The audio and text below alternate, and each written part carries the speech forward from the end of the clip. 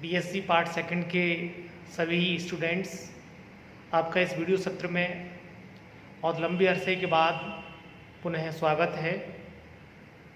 देखने में लास्ट जो वीडियो थे मेरे देखने में ये आया कि आप लोगों में पढ़ने के प्रति जागरूकता और गंभीरता अभी नहीं आ पाई है।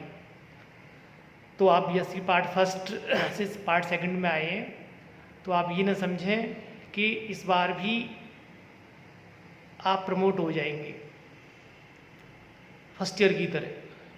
तो आपसे सभी से अनुरोध है कि आप अपनी पढ़ाई बखूबी से, गंभीरता से, जो आपको वीडियो लेक्चर प्रोवाइड किए जा रहे हैं उन वीडियोस को देखते हुए अपने नोट्स बनाएं, अपने टेबल पर वर्क करें, तभी आप अपने कोर्स को ढंग से अच्छी प्रकार से पढ़ सकते हैं। तो मैं आपसे ये आशा रखता हूँ जैसे ही वीडियो आपके पास तक पहुँचेगा आप सभी अपने मन से, योग से, गंभीरता से उसको पढ़ेंगे, लर्न करेंगे और साथ में ही अपने नोट्स बनाएंगे। अब मैं आपको आज इस सत्र में गणितीय भौतिकी के कुछ ऐसे न्यूमेरिकल्स, ऐसी प्रॉब्लम्स जो कि विश्वविद्यालय में पूछी जाती हैं हर बार लगभग, वो आपको कराने जा रहा हूँ। जैसे पहला आपको एग्जांपल मैं दे रहा हूँ, आपको पहली जो प्रॉब्लम मैं लेके चल रहा हूँ वो है del 2 phi, यानी किसी अदिश फलन का del 2 का मान ज्ञात करना। मीन्स लाप्लासियन संकारक का मान निकालने जा रहे हैं। क्लियर?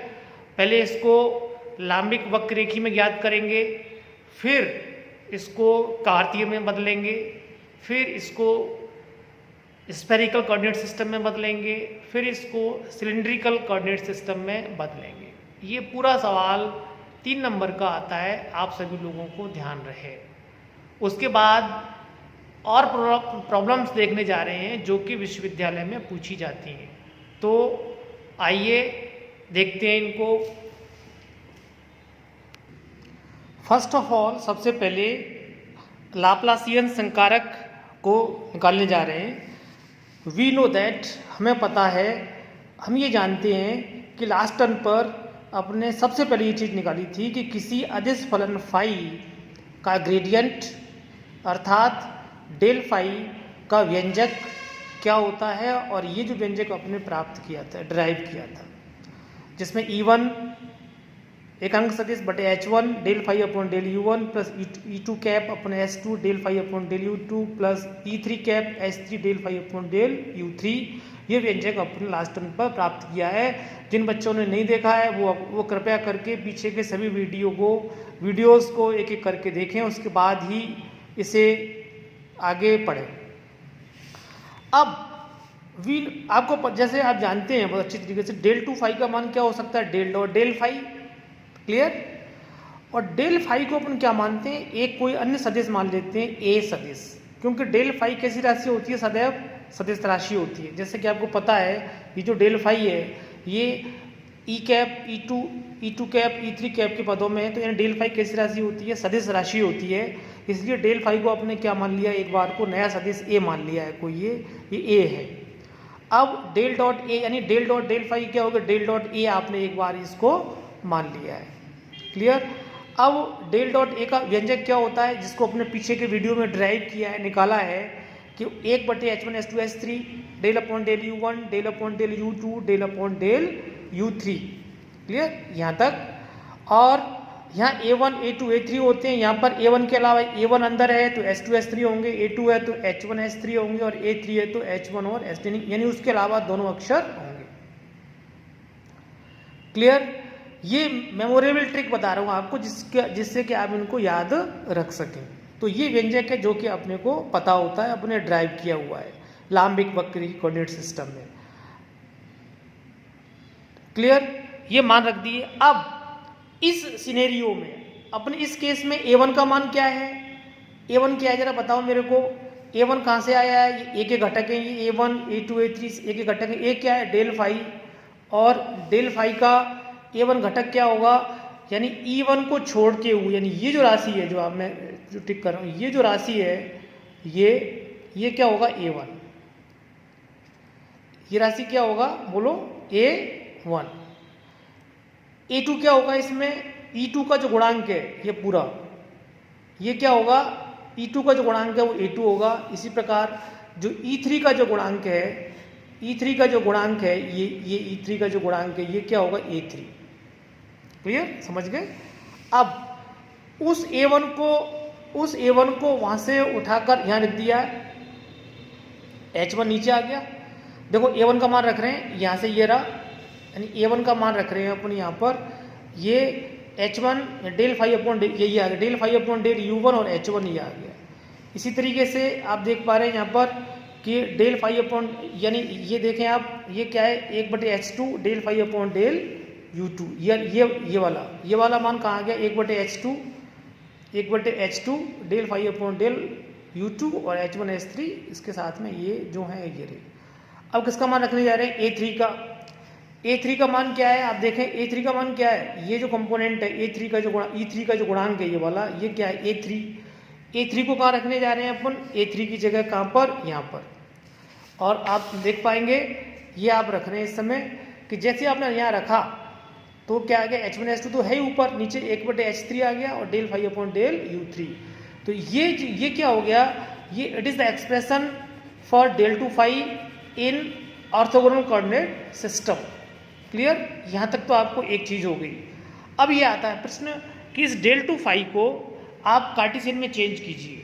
तो कार्टेशियन कोऑर्डिनेट सिस्टम जो कि सबसे सरलतम कोऑर्डिनेट सिस्टम है, जिसको आप बचपन से जानते हैं, आपको पता है कि ये अच्छी तरह आप जानते हैं कि H1 H2 H3 के मान क्या होंगे, H1 H2 H3 के मान क्या होते हैं, इसमें एक होते हैं, E1 E2 E3 I के J K कैप होते हैं, A1 A2 A3 के X A Z होते हैं, U1 E2 E3 क्या होते हैं X Y और Z।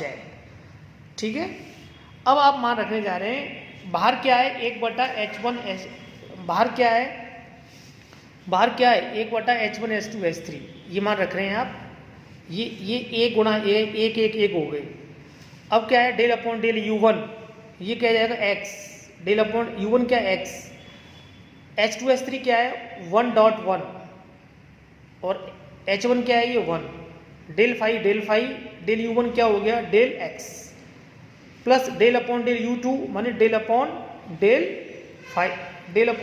Y, ये क्या H1 H3 एक गुणा एक, तीनों एक हैं, del phi upon del Y हो जाएगा। प्लस इसी तरीके से आप जो देख पा रहे हैं डेल अपॉन डेल Z, ये एक हो गई, del phi upon del Z हो गया। तो यानी ये क्या आ गया आपके पास, आप क्या देख पा रहे हैं कि ये क्या बन गया del two phi upon del x square plus del two phi upon del y square plus del two phi upon del z square. इस तरीके से आप क्या देख पा रहे हैं यहाँ पर कि ये व्यंजक वही है जो कि सदाबहार, जो कि आप बचपन से इसको जानते हैं, इसमें ऐसे आपने कोई बड़ी बात नहीं की है। अब जो नेक्स्ट निकालने जा रहे हैं जो कि इंपॉर्टेंट है बीएससी के हिसाब से, वो क्या है del two phi in cylindrical coordinate system. Clear, del two phi in cylindrical coordinate system में ज्ञात करने जा रहे हैं। क्लियर, अब इसमें आपको सभी को पता है H1 मैंने आपको बताया था, अगर आपको याद होना चाहिए ये, जैसे 1 रो 1 A1 A2 A3 क्या होता है A rho A phi A Z, यानी इसमें कोऑर्डिनेट्स क्या होते हैं रो फाई और Z।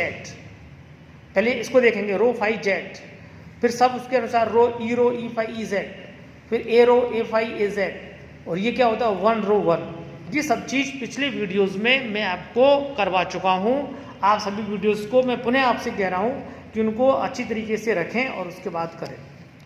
अब इन पुटिंग दीज वैल्यूज़, इन सब वैल्यूज़ को अपन रखने जा रहे हैं। जैसे अब जो रखने जा रहे हैं वो आप देखें कि आप रखने जा रहे हैं कि ये क्या है बताओ H1 H2 H3 यहाँ रखेंगे तो 1 रो 1, डेल अपॉन डेल U1 क्या होगा डेल अपॉन डेल रो, H2 H3 क्या हो गया बताओ H2 और H3 क्या हो गया H2 और H3 का मान किसके बराबर है रो 1, H1 क्या है 1 del phi upon del rho plus del upon del U2 del upon del phi. Clear, अब क्या है H1 H3 क्या है अपना 1.1, H2 क्या है rho del phi upon del ये आ गया phi plus del upon del z, और जो आप देख पा रहे हो ऊपर क्या आता है H1 H2 कितना है 1 रो, ये क्या आ जाएगा 1 del phi upon del Z.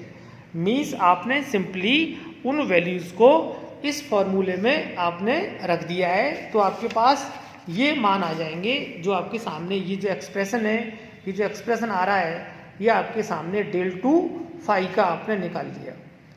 ठीक है, अब कुछ भी नहीं, इसके आगे कुछ नहीं है, एक बटे रो बाहर पड़ा है उसको अंदर ले आओ, आप अंदर गुणा कर दिया। ठीक है, यहाँ रो बाहर आ जाएगा, रो स्क्वायर बन जाएगा, क्योंकि रो ये फाई के सापेक्ष हो रहा है अवकलन, तो रो बाहर आ जाएगा।